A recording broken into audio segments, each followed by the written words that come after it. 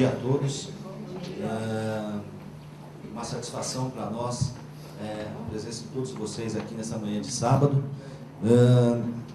E esse simpósio ele tem a intenção de mostrar um pouco do que é a cardiologia intervencionista.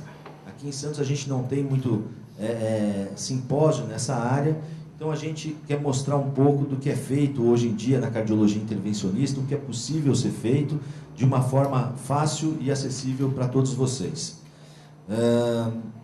A gente gostaria também aqui de agradecer aos apoiadores do nosso evento, as empresas apoiadoras. Gostaríamos de agradecer também a Casa de Saúde Santos, o Instituto Santista de Hemodinâmica. Agradecemos também à Sociedade Brasileira de Hemodinâmica, que deu o apoio institucional para a realização do evento, juntamente com o Centro Universitário Luzia. A gente aqui tem que agradecer também aos nossos funcionários, principalmente a Natália, que foi quem ficou aí planejando, correndo atrás para a realização desse evento. Hoje, no final do dia, depois da palestra do Dr. Marcelo Cantarelli, nós vamos ter aqui em Santos o lançamento da campanha Coração Alerta. É uma campanha que ela já foi lançada no Congresso Brasileiro de Hemodinâmica, mas que ela vai ser lançada aqui regionalmente. Bom, nós vamos iniciar nossos trabalhos com o Dr. Pedro Abujanra. O Dr. Pedro Abujanra, ele é doutor em medicina pela Unifesp, ele é especialista em cardiologia intervencionista pediátrica e neonatal, ele é médico do Instituto Santista de Hemodinâmica, do Hospital do Coração e dos hospitais da Rede DOR, São Luís e Hospital Brasil. Gostaria de convidar o Dr. Pedro, ele vai falar para a gente sobre a indicação do tratamento percutâneo nas cardiopatias congênitas. Por favor.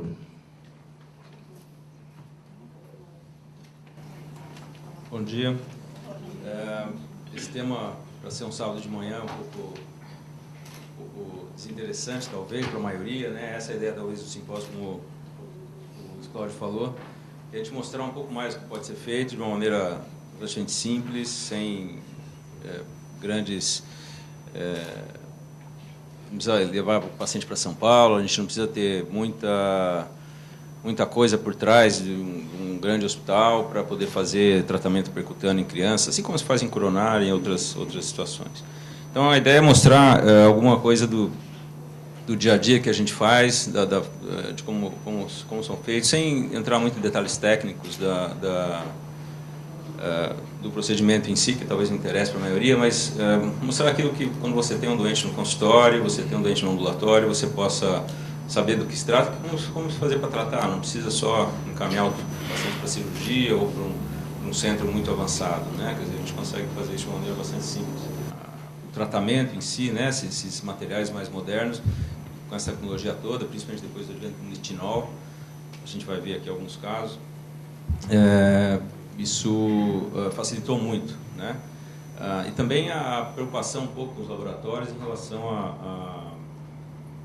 às crianças, né? Até então, até muitos anos atrás, a gente basicamente adaptava as coisas das crianças, e hoje tem materiais, as cardiopatias congênitas, e hoje a gente tem materiais sempre apropriados agora. Isso é uma coisa importante. Então eu vou procurar falar alguma coisinha sobre as mais comuns, aquilo que a gente vê no dia a dia, né? Algumas cardiopatias mais comuns. Claro que quando se tem cardiopatias mais complexas, também se usa intervenção, hoje se usa muito a técnica híbrida, junto com o pessoal da cirurgia, mas acho que isso é uma coisa um pouquinho mais específica, então vamos tentar falar um pouco das coisas mais do dia a dia, do consultório, dos ambulatórios que a gente acaba fazendo, né? Então eu separei aqui algumas coisas, eu acho que eu quero dividir um pouco as patologias, aquelas mais comuns. Cardiopatias de hiperfluxo, né, que a gente conhece mais, a comunicação interatrial, e aquelas que podem ser tratadas, obviamente. A comunicação interatrial, a persistência do canal arterial, a comunicação interventricular e as fístulas arteriovenosas. São as mais comuns, talvez as comunicação entre a CIA, PCA e o CV são aquelas que a gente mais, né, se depara, às vezes em achado de exames. O CIA é uma patologia bastante, assim, benigna, né? É muito comum a gente ver pacientes, a gente vai fazer um check-up, uma moça que quer engravidar ou que quer ir para a academia, você acha lá um CIA, que ela é muito pouco sintomática até então. Então, são patologias que a gente fica um pouco escondidas também, né? Acho que a ideia de tratar é que todas devem ser tratadas, todas são curáveis, né? Essas patologias de hiperfluxo. É importante pensar em tratar, mesmo numa idade mais adiantada, porque a ICC, o quadro de ICC inicial nas crianças, principalmente as patologias de alto fluxo, TCA, CIV ou fístulas, levam a quadros importantes de hipertensão pulmonar, que o tratamento a longo prazo é de alto custo, é um tratamento doloroso para o paciente, muito deletério, né? A taxa de mortalidade muito alta depois que você não tem mais indicação de tratar. Então, todas devem ser tratadas e todas elas podem ser tratadas por via percutânea hoje em dia. Algumas coisas básicas, assim, que você tem, para você poder indicar um tratamento, você tem que ter um débito pulmonar, pelo menos uma vez e meia maior que o débito cardíaco ou o débito sistêmico, uma pressão pulmonar acima de 30 milímetros. Às vezes a pessoa está assintomática, a criança está assintomática, faz um diagnóstico numa consulta de rotina e você tem dados aí, eventualmente funcionais, mostrando que você tem já um padrão de hiperfluxo que muitas vezes fica subclínico. Só um detalhe em relação, a gente não pode confundir hiperfluxo pulmonar com hiperresistência vascular pulmonar. A patologia tem uma boa parte do tempo de hiperfluxo e não necessariamente hiperresistência pulmonar, né? Quando a resistência vascular pulmonar acima de 3,5 UDs, a gente não já tem bastante contraindicação ou tem que se avaliar o caso de uma maneira bem criteriosa. Mas, a princípio, abaixo de 3,5, todos podem ser submetidos ao tratamento. Falar do CIA, talvez seja o que a gente mais vê, né, no dia a dia. A gente tem alguns critérios anatômicos para o tratamento percutâneo, né? 80% desses pacientes têm o CIA ósseo secundo, onde você tem as bordas em volta do CIA bastante apropriadas para você colocar uma prótese. Existem alguns critérios que sempre devem ser seguidos, obviamente que tem aqueles casos onde a gente acaba extrapolando um pouco, mas o diâmetro mínimo de cada borda, pelo menos de 4 milímetros, 4 a 5 milímetros, né, para você poder ancorar a prótese. Avaliar sempre o diâmetro anteroposterior e ínfero-superior dessas bordas, né? Avaliar todas as bordas, isso é uma coisa importante no tratamento percutâneo.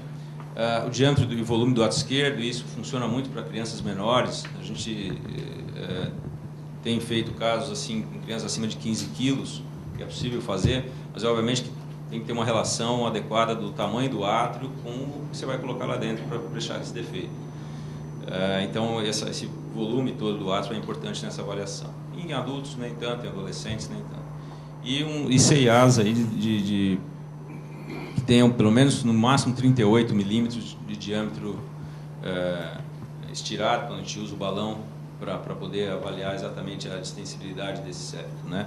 Acima disso, tem gente que, em alguns lugares onde acima de 30 não se indica, de qualquer maneira, os casos acima de 30, 36, 35 são casos mais raros, né?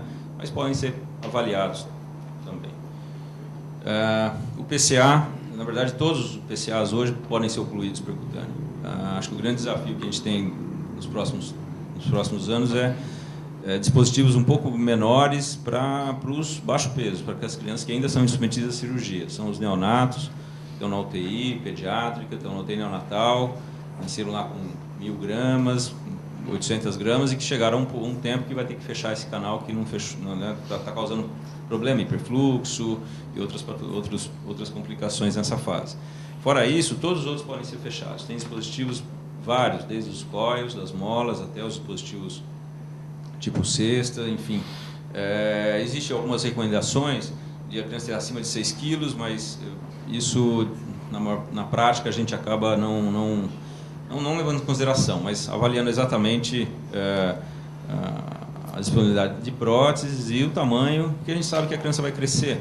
Aquela prótese vai se adaptar com essa tecnologia de materiais mais modernos, a gente consegue ter próteses que vão se adaptando ao crescimento sem causar grandes problemas no futuro. Então, uma das coisas que a gente tem que lembrar é o tamanho da aorta e da prótese. Então, quartação de aorta, se a prótese for muito grande, é uma coisa que tem que ser levada em consideração. Mas esse dado de ter mais de 6 quilos ainda é uma coisa um pouquinho, deve ser lembrada, mas avaliada caso a caso. A gente tem casos de fechar PCA com criança de 2 quilos, criança com 3 quilos, um PCA grande, e na evolução depois você vê que isso é bastante favorável. Mas lembrar que todos os canais podem ser ocluídos por via percutânea. Tá? Outras doenças, talvez não tão comuns, mas para a gente que está vendo isso, e eventualmente isso pode acontecer no dia a dia, no consultório, são as fístulas arteriovenosas. Então, as pulmonares, talvez aquelas que a gente conhece, são as mais comuns, mas as fístulas coronárias, as fístulas cavitárias, né, coronárias cavitárias, e também todas podem ser ocluídas. Né? É importante, só nesse caso, a gente observar as estruturas adjacentes, principalmente nas fístulas coronárias. Né? Você ocluir a fístula e perder uma coronária, enfim. Mas, na verdade, elas também têm dispositivos e são bastante factíveis de serem feitas. Uma outra patologia que talvez ainda hoje assusta um pouco, principalmente quando você é pediatra ou clínico, quando se depara com um caso desse, são as comunicações ventriculares, que até então sempre teve indicação cirúrgica. Né? Hoje a gente tem um dispositivo bastante interessante, com estudos já adiantados e em alguns centros do mundo, mostrando uma facilidade muito grande de fechamento da maioria desses defeitos. Tem 3 tipos de CIV: a perimembranosa, uma parte mais alta do septo, próximo às válvulas; muscular, que pode ser tanto nativa, tanto congênita, como pós-infarto, né? E também é possível aí você fazer o fechamento com mais tranquilidade; e as subarteriais, que são um pouquinho mais chatas, mas que também é possível fazer o fechamento. É óbvio que a gente está falando aqui de CIVs não tão enormes, em crianças que passaram um tempo maior da vida. Estou falando isso naquelas crianças que têm lá 2, 3 meses de vida, com CIVs enormes. Claro que acho que o caminho da CIV ainda é uma coisa que deve ser percorrido ainda por bastante tempo, mas muitos casos já podem ser indicados com tratamento percutâneo. O grande problema do CIV, no passado, até um passado recente, existia um tipo de dispositivo que era o tipo de amplásia, mas que acabou levando a uma desistência do uso, porque tinha uma incidência muito alta, principalmente de BAVT, porque a maioria desses principalmente os CIVs perimembranosos, exatamente onde passa o sistema de condução. É um problema que o cirurgião tem também, muitas vezes, na correção desses defeitos. Uma porcentagem de crianças, em torno de 5% das crianças que operam CIV grandes, eles acabam tendo que usar marca-passo depois, porque o sistema de condução passa bem ali na borda do CIV. Com uma pesquisa de materiais, de remodelamento do tipo de prótese, a Lifetech, que é uma empresa da China, fez um dispositivo de cera que mostrou-se muito superior depois desse modelamento, e ele tem uma incidência muito baixa de AVT, em torno de 1 a 2%, perto dos 25 que tinha antigamente com a plasma. Ainda não é um dispositivo que aqui no Brasil a gente usa, em vários lugares do mundo usa, mas nos Estados Unidos eles não têm autorizado ainda. Mas é bastante prático isso. Nós temos vários desenhos para vários tipos de CIV relacionados com a válvula, ou longe da válvula, perto de outras estruturas. Isso basicamente pela maleabilidade do nitinol. O nitinol é uma liga metálica, né, níquel com titânio, e com algum tratamento você consegue fazer ficar extremamente maleável, extremamente adaptável a defeitos, sem causar danos a estruturas vizinhas. Né? Eu tinha alguns filmes para passar, infelizmente a gente não conseguiu ligar o computador aqui para passar os filmes, e isso é muito interessante. Vamos ver se apaga, se a gente consegue mostrar menos algumas coisinhas aqui. Depois, se quiser, a gente pode deixar o computador ligado. Quem quiser dar uma olhada nos filmes pode vir até aqui e olhar. Acho que não vai ser interessante, porque o filme ia mostrar o canal, o fluxo. Aqui a gente tem um canal grande, uma menina de 3 anos, com um canal de 5 milímetros, 6 milímetros de diâmetro na extremidade menor e 12 milímetros na extremidade aórtica, e que colocou uma prótese cera, né, para PCA, e ela ficou totalmente fechada, pensava em insuficiência cardíaca.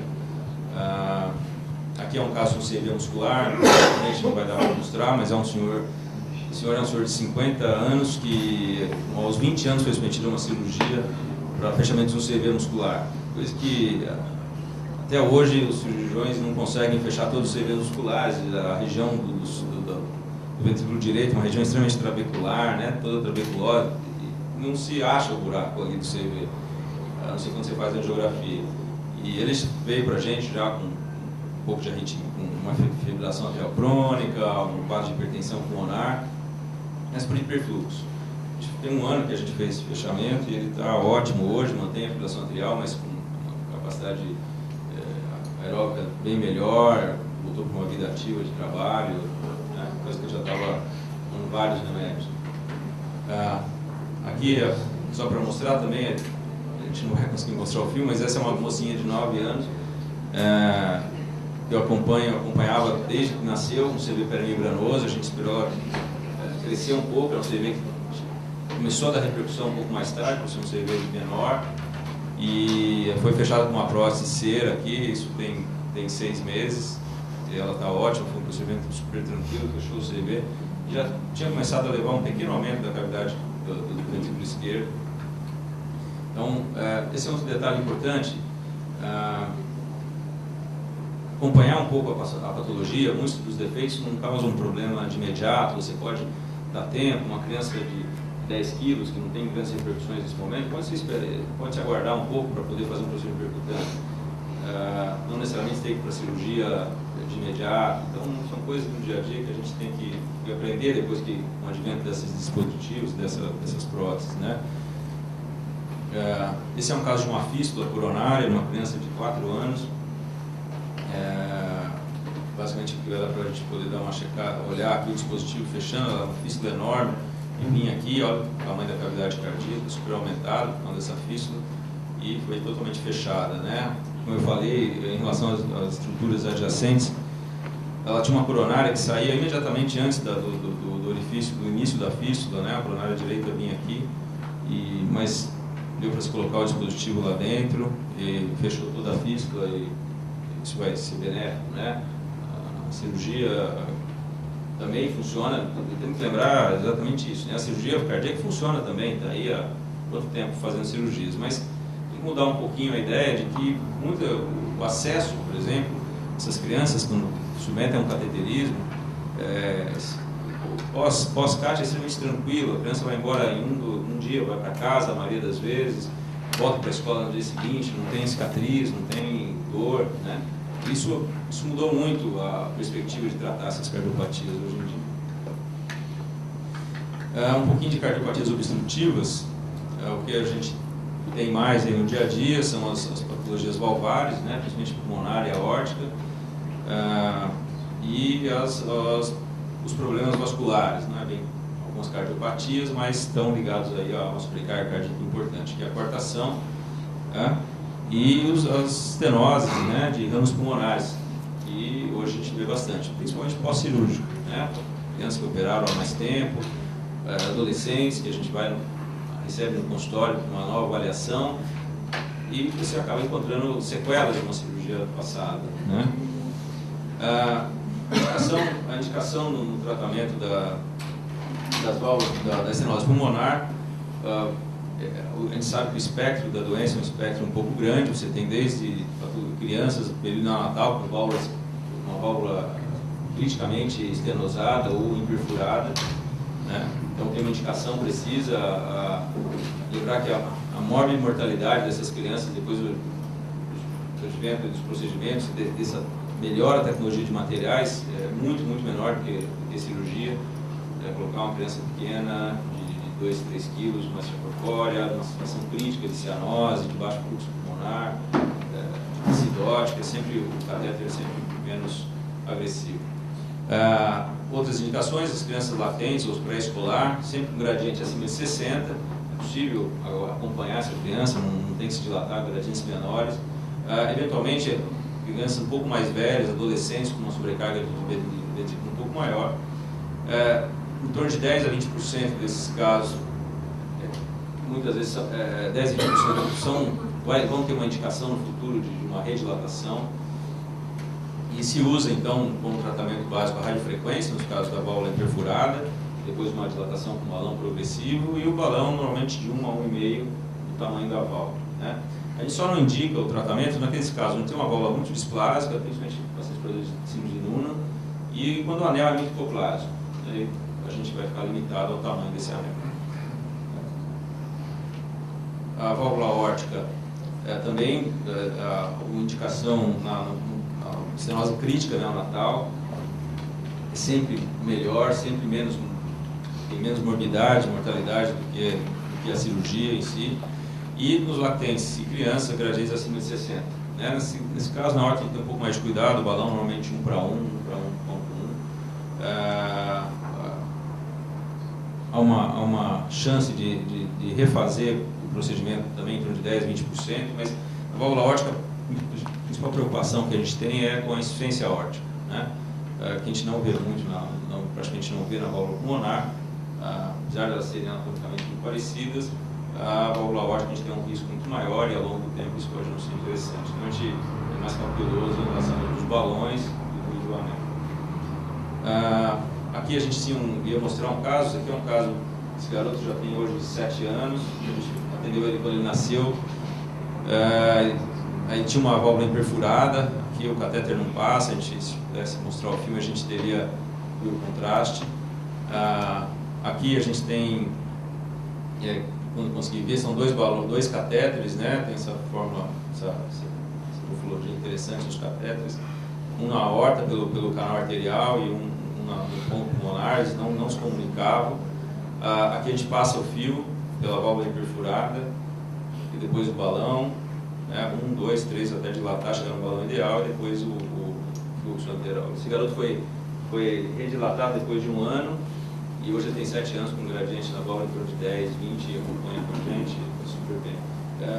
Uma coisa importante nesses casos de estenose crítica é que você, depois, com essa técnica de radiofrequência, dilatar, de abrir essa válvula de alguma maneira, você muda muito a história da doença, né? Essa criança tinha um ventrículo bem pequeno, ela ficou, claro, depois da cirurgia, da valvoplastia, ter um tratamento clínico todo, esperar esse ventrículo crescer um pouco, ainda no hospital, mas essa criança estava condenada a ter um ventrículo único, né? Esse ventrículo ia ficar cada vez mais hipoplásico e não ia crescer se você não dilatasse. E ela hoje tem um coração normal, basicamente, né? Só uma válvula ainda, a válvula vai ser diferente sempre, mas mudou a história, né? A sobrevida dela é bem diferente. A coartação de aorta é outra patologia comum e ainda muito, assim como a das válvulas, o espectro de aparecimento também é bem variável, desde a coartação crítica, do neonato, com hipertensão pulmonar, insuficiência cardíaca grave, e esses casos realmente têm indicação cirúrgica. A indicação clássica é acima de 1 ano de vida para você fazer a dilatação por catéter.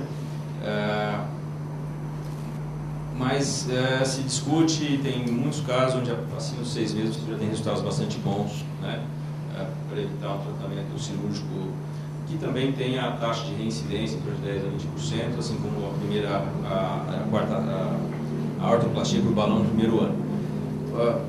O consultório que a gente costuma ver são pacientes jovens com hipertensão sem uma causa específica, e o grande dado do exame clínico aí são os pulsos diminuídos, os membros inferiores e a hipertensão. Precisamos lembrar que muitas vezes a coartação ela pode vir associada a outras doenças cardíacas e isso é uma coisa que deve ser sempre lembrada, até para a indicação do tratamento. Se você vai tratar essa cardiopatia ou tem indicação de uma outra cirurgia, claro que não se deve se discutir sobre isso junto com a equipe cirúrgica. Nas crianças pequenas, abaixo de 20 quilos, ou os neonatos, sempre, ou as crianças com 1 ano, é sempre balão, né? A gente usa um balão de 1 para 1, tamanho da aorta. Tem-se usado stents da criança acima de 20 quilos, e acima dos 40, 45 quilos, sempre stent recoberto. E, normalmente nesse peso a gente já tem uma aorta, talvez não cresça tanto e um stent recoberto pode ser mais interessante. Em adultos, sempre recoberto. O risco principal que a gente tem que ficar atento é o risco de secção em pacientes adultos, né? Pele mais dura, ou mesmo nos pós-cirúrgicos, né? A gente pode ter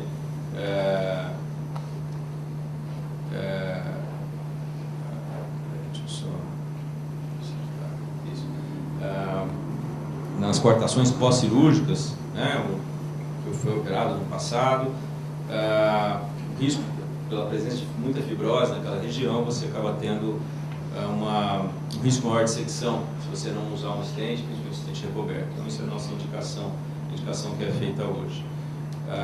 Aqui a gente ia mostrar um caso, uma criança que foi operada quando nasceu, no neonatal, já tem 7 anos, e há 6 meses a gente colocou um stent aqui não recoberto, ela tem 23 quilos,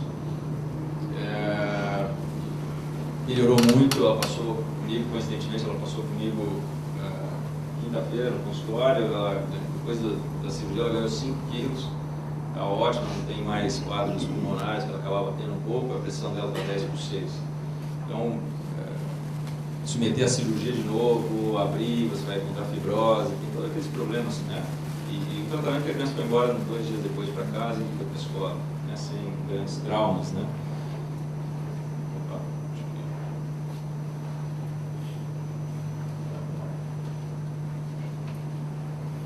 Aqui era o stent colocado depois, stent 10 milímetros, foi até 11 milímetros de diâmetro. As estenoses pulmonares, ramos pulmonares, né? A maioria delas, elas são, as nativas são isoladas, muitas vezes pós-infecciosas, é comum isso, os pediatras com esses quadros infecciosos pulmonares podem levar a essas situações, mas as nativas mais associadas a outras doenças, como o Eugênio falou, né? E as adquiridas pós-cirúrgicas, faz um leigo aqui, faz uma... O Eugênio falou, tem que fazer uma correção de ventrículo de válvula imperfurada com steve, que você interpõe o tubo para os ramos pulmonares, eles ficam obstruídos ou estenóticos. Nos ramos pulmonares, as angioplastias com balão, só balão, elas não são tão efetivas. Você tem sucesso muito pouco sucesso, não sendo uma situação crítica ou de aliviadora, mas a longo prazo não são interessantes. Então, a angioplastia tem 2 maneiras de se fazer. Hoje tem um cutting balloon, um balãozinho onde você tem lâminas, você pode rasgar aquelas fibroses ou aquela área mais crítica e aí sim tem um resultado um pouco melhor, mas principalmente os stents, né, nos ramos pulmonares. E hoje tem stents para crianças desde para crianças menores até para adultos eventualmente com esses problemas e nós vamos encontrar cada vez mais esses adultos no consultório que se submeteram a cirurgias cardíacas, eles estão sobrevivendo mais hoje pela melhoria também das cirurgias, obviamente, né, da técnica, do pós-operatório e tudo mais. Então, a gente vai se deparar mais com isso. Esse é um caso, é uma criança que já foi operada. Essa criança, ela fez um rastério, ela tinha uma válvula pulmonar hipoplásica. Entre hipoplásica, colocaram um Blalock, inicialmente fizeram um Blalock, que é uma anastomose aórtica pulmonar, à direita, e depois colocaram um tubo para aumentar os ramos pulmonares. E ela, então a gente tem aqui, né, olha, o grampo da cirurgia, aqui é do Blalock, que foi ligado depois da segunda cirurgia. A gente não vai conseguir ver, mas ela tinha um ramo direito aqui extremamente fino e uma estenose muito severa na ponta. A gente colocou um stent aqui inicialmente no ramo, dilatou, só que o gradiente continuava bem alto, em torno de 100 de gradiente no início do ramo, e a gente não conseguiu colocar o stent inicial aqui, porque ia faltar muito, a gente resolveu colocar 2 stents. Então aqui é o segundo stent sendo dilatado, um aqui, o outro aqui, para pegar exatamente a parte inicial, na origem da artéria, e ela ficou com, então, 2 stents telescopados aqui, o ramo ficou absolutamente não, a gradiente caiu para 0. Esse ventrículo estava muito doente, um sofrimento importante, a sobrecarga ele foi bem aliviado e acho que o prognóstico dela vai melhorar bem. É claro que se a criança tem 4 anos, vai precisar mexer nisso no futuro? Talvez sim, talvez tenha que colocar um stent ou outro no futuro. Hoje tem técnicas em que você pode expandir com balões de alta pressão o stent, você rompe o stent e aí você põe outro, abrindo aquilo um pouco mais, né? O próprio crescimento faz com que isso aqui possa dar condições de você redilatar no futuro. Então, apesar de ser um tema, ser aí um tratamento, né, diferente do CIA, onde você vai e cura do CIV, do PCA, as outras doenças obstrutivas, nem sempre você vai tratar naquele momento, mas você vai levando isso para frente sem cirurgias ou procedimentos aí muito mais invasivos, com risco maior e resultados também não tão excelentes, não tão bons. Aqui, bom, tem outras, estou falando nisso porque tem outras, uma miscelânea de situações onde você pode usar a intervenção para tratar, nem que seja paliativamente, por ser patologias complexas. É muito comum, é a atroceptostomia por balão, você fazer um CIA, né? Abrir um septo, uma comunicação maior do shunt, esquerdo e direito, na transposição das grandes artérias. Isso é salvador da criança, muitas vezes, onde você tem uma situação adequada, com cianose importante, e é claro, depois ela vai para uma cirurgia ainda depois de algum tempo. Em outros momentos, você precisa manter um canal arterial aberto, né? Diferente do que a gente estava falando no começo, mas você precisa manter uma circulação dependente de stent. Ramos pulmonares finos, a cirurgia é complicada, a criança está grave, então você pode colocar um stent no canal arterial até dar tempo de você programar, a criança sair daquela fase aguda. Aqui é só um outro caso, eu vou deixar depois o computador aqui ligado, quem quiser ver os filmes no intervalo, a gente pode mostrar, é bem interessante. Aqui é uma criança que também já tinha sido operada, ela fez essa criança é uma síndrome hipoplásica do ventrículo esquerdo, ela foi submetida poucos dias antes a uma bandagem das artérias pulmonares, com a ideia de a gente vir depois colocar um stent para manter o canal aberto. Essa criança estava recebendo prostaglandina para manter esse canal já há mais de 10 dias, um tratamento extremamente caro, esse tempo de prostaglandina. Então, aqui a gente está na artéria do pulmão e o canal arterial aqui. Aí a gente colocou, né, um stent no canal arterial, ligando então a aorta, né? E essa criança tinha também um CIA muito restritivo. Então ela tinha quase 30 dias de vida, 20 dias de vida, e o septo era extremamente grosso, como é comum nessa patologia da síndrome hipoplásica. A gente conseguia passar o catéter basicamente só pelo septo, e a gente resolveu então colocar um stent para abrir bem esse septo, né? Não só fazer uma dilatação, porque o tecido é extremamente rígido, então tinha que rasgar o tecido e ficou então com o stent comunicando entre os dois átrios, né? Essa criança, esse caso a gente fez em Campinas, na PUC, e ontem, coincidentemente, estava lá e perguntei, essa criança voltou para o hospital de origem, estubada, para fazer o tratamento depois. Então eu estou com um stent no canal, um stent no CA, provavelmente depois, fazendo parte do tratamento, isso vai ser removido no futuro e tratado. Uma coisa que é importante quando a gente fala disso é saber a efetividade, né, desses procedimentos e as complicações que podem ter. A efetividade, hoje já tem vários estudos mostrando é igual à cirurgia, né, não deixa de ser inferior, mas com algumas com complicações que acontecem menores do que na cirurgia, né? A cirurgia, por exemplo, CIA, você tem PCA, ou mesmo CIV, 2% de complicações você pode ter, um shunt residual, um BAVT, ou, enfim, inerentes à própria patologia, né? Então, o peso, a idade, a gravidade da patologia, são situações que levam você a ter pequenas complicações. As complicações cirúrgicas e de hemodinâmica, então a gente sabe hoje que as complicações cirúrgicas são mais complexas, vamos dizer assim, quadros infecciosos, transfusão de sangue, infecções a longo prazo de ferida operatória, por exemplo, e a efetividade, como eu falei, é a mesma coisa. Então a indicação clínica é muito importante nesse caso, obviamente que tem pacientes que têm que são cirúrgicos, óbvio. E outra coisa importante é que as complicações são bem... dos tratamentos percutâneos são bem facilmente resolvidos. Você consegue contornar, às vezes, no próprio tratamento, na própria sala de hemodinâmica, ou num procedimento logo em seguida que você pode fazer isso e resolver o problema. mais comum, a experiência maior que a gente tem hoje, o CIA, a principal preocupação que a gente tem são as erosões, né, levando a rupturas ou tamponamentos. Tem um trabalho recente, 2 grupos, da Bélgica e dos Estados Unidos, mostrando que a incidência é de 0,3 a 0,5 de erosões. Está relacionado muito mais ao oversize, ao tamanho muito grande da prótese, por isso que existe muita controvérsia em relação a fechar CIAs muito grandes por conta disso.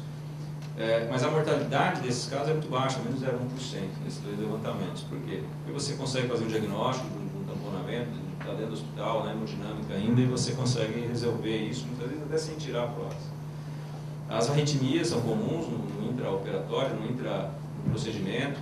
Difícil a gente ver depois, não é descrito praticamente arritmias depois, a não ser pela própria doença, né? Quando o CIA, você já faz diagnóstico num paciente mais adulto e a própria dilatação da cavidade atrial levou a uma arritmia crônica, e aí que você vê os diagnósticos. Mas pelo procedimento são muito raros e resolvidos no mesmo procedimento. A embolização do dispositivo hoje é bem raro. Existe, obviamente, e depende muito de uma análise importante. Curva de aprendizado, obviamente, quando você tem menos experiência. Experiência do ecocardiograma é importante, mas hoje é bem raro, até pela flexibilidade das próteses que você tem, de ter tamanhos um pouco maiores, sem medo de que aquilo vai trazer um problema maior. A trombose do dispositivo, a trombose da prótese é uma complicação que pode acontecer, e aí depende muito do tratamento clínico, né? Sempre a gente usa aspirina durante 6 meses, clopidogrel muitas vezes no primeiro mês, mas principalmente no intraoperatório, né? Tratar, heparinizar, o doente tomar os anticoagulantes que são necessários no intraoperatório, é complicação muito rara, menos de 0,1%.